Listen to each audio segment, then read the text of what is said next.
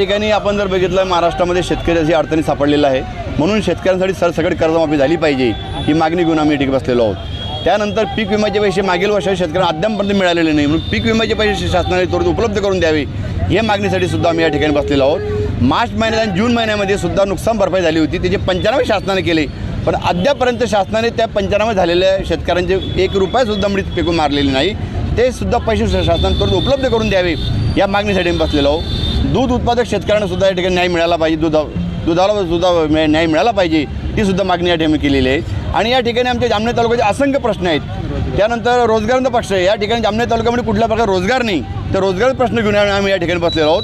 त्यानंतर या ठिकाणी शासकीय दवाखाने, सरकारी दवाखाने, ग्रामीण रुग्णालय, त्या ग्रामीण रुग्णालयामुळे या ठिकाणी जामनेर तालुक्यामध्ये कुठला औषध साठा या ठिकाणी उपलब्ध नाही आहे, म्हणून लोकांना अतिशय त्रास होतो आहे, म्हणून ती सुद्धा मागणी घेऊन या ठिकाणी बसलेलो आहे। जामनेर शहराचे अतिक्रमणधारकाचा मोठा प्रश्न या ठिकाणी उपलब्ध झालेला आहे, म्हणून त्यांनासुद्धा या ठिकाणी या नगरपालिकेने शासनाने न्याय द्यावा ती मागणी या ठिकाणी आम्ही घेऊन बसलेलो आहोत। आणि या ठिकाणी शाळेच्या विद्यार्थ्यांसाठी, विद्यार्थिनींसाठी ज्या बसेसची अडचणी या ठिकाणी तयार झालेली आहेत, ती सुद्धा मागणी घेऊन या ठिकाणी बसलेलो। अशी असंख्य मागण्या घेऊन या शासनाच्या विरोधात आम्ही या ठिकाणी आम्ही धरणे आंदोलन करतो आहोत। हे नाकारते सरकार या ठिकाणी शेतकऱ्याला न्याय देण्यामध्ये कुठेतरी कमी पडतं आहे, यांचं लक्ष नाही। आपलं लक्ष वेधून घेण्यासाठी वेगवेगळ्या नवीन योजना आणायच्या, नवीन या ठिकाणी घोषणा करायच्या आणि शेतकऱ्यावरती अन्याय करायचा, एवढंच हे सरकार करतं। या ठिकाणी आम्ही आंदोलन करतो आहोत। असं महाविकास आघाडी म्हणून आम्ही आज सर्वसामान्य जनता, त्याच्यासोबतच महिला, शेतकरी, बेरोजगार युवा या सर्वांच्या समस्यांसाठी हे महाविकास आघाडीचं या ठिकाणी आज आंदोलन आहे। आपण पाहतोय की एकंदरीमध्ये या राज्यामध्ये एक दळभद्री सरकार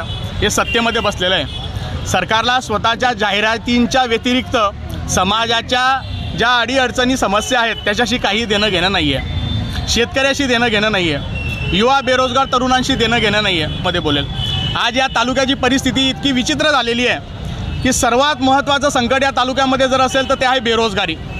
या तालुक्यामध्ये हजारो घरातले जे तरुण युवा आहेत ते आज बेरोजगार आहेत, तरुणांच्या हाताला काम नाही आहे।